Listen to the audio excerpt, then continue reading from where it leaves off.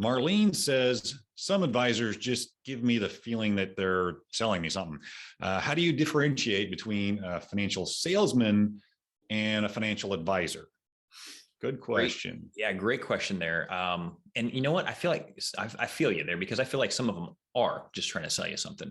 When I used to consult financial advisors, and there's a difference. There's definitely a difference.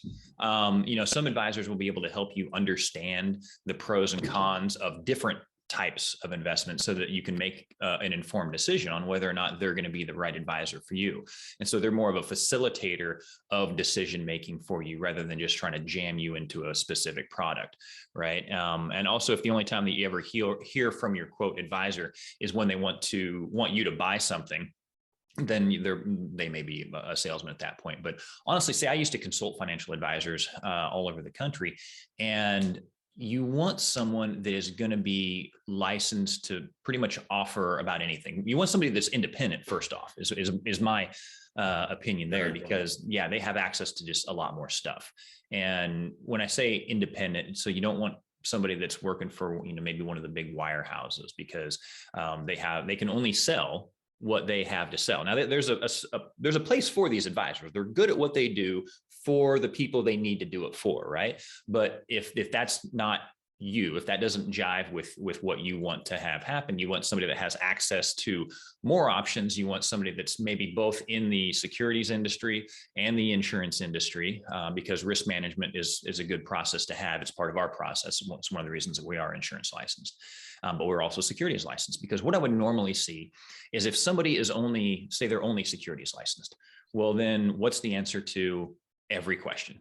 It's going to be something in the securities industry, right? But if you have an insurance only guy, what's his answer to everything?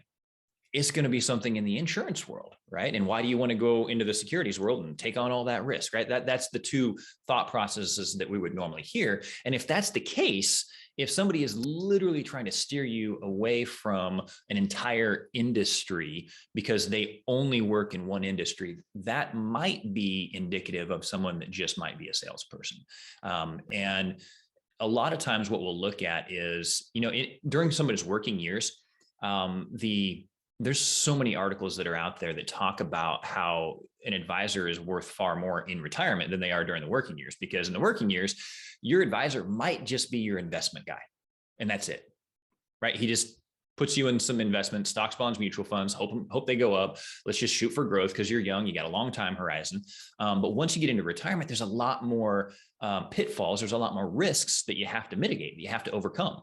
And so you might have to have an investment guy. Your investment guy might also need to be your income guy, because now you're moving away from needing growth to now needing income from your investments. And so your advisor needs to be able to develop some type of an income plan. So there's a couple different places they need to plan for, if they can help you with taxes, because taxes in retirement are a lot different. We were told that we're supposed to be in a lower tax bracket when we retire, and I'm seeing a lot of my clients that aren't, and so they need to be able to at least help out with lowering taxes. And if not them, maybe they have access to a CPA or something that can help you do that as well. And then, what about long-term care? There has to be something in place for that, because it's really, really expensive. And there's got to be something, that can eat through a nest egg pretty darn quick. And so we want to be able to transfer some of that risk to a third party. And then legacy planning, when you're gone, what are you leaving for the kids? Is it tax advantage? So there's, that's like 5 different areas that I talked about right there, rather than just being the investment guy. And so that's how you might know whether or not your advisor is, quote, just a salesperson, is, are they developing a complete plan, or are they just pieces here and pieces there? And, they may, if someone develops a complete plan and then maybe calls you with something that fits into that plan, even though it might be a single product, I would still call that person an advisor rather than a salesman. But if there was no complete plan, if it was just, here's your investments, and then, here's another investment, here's another investment, here's another investment, here's another, then that might be a little bit indicative of a salesperson, in my opinion, I would say. We like to educate our clients on how different products do fit into their complete plan. Yeah. So, and the pros and cons. We don't just like to say, here's these products that fits into this plan, and here's your result, and trust us. It's like, no, we want to educate you why we're doing this. Yep. Not only what you're in, but the why behind it, the thought process. And Exactly. granted, we're not going to give you obviously we can't spend enough time to give you like put my brain in your brain, everything that I know and instill that into you. But we want to help you at least have a working knowledge of why we're putting you in what we're putting you in. You know, there's a chapter 11 of my first book is called The Purpose-Driven Portfolio Allocation. The purpose of your money dictates where it should go. Why should it go there? Well, there's certain goals that we're trying to accomplish that you have, and certain financial tools do each job differently and better than a different financial tool. And so we want you to understand why we're choosing a specific financial tool for a piece of your portfolio or a piece of your plan.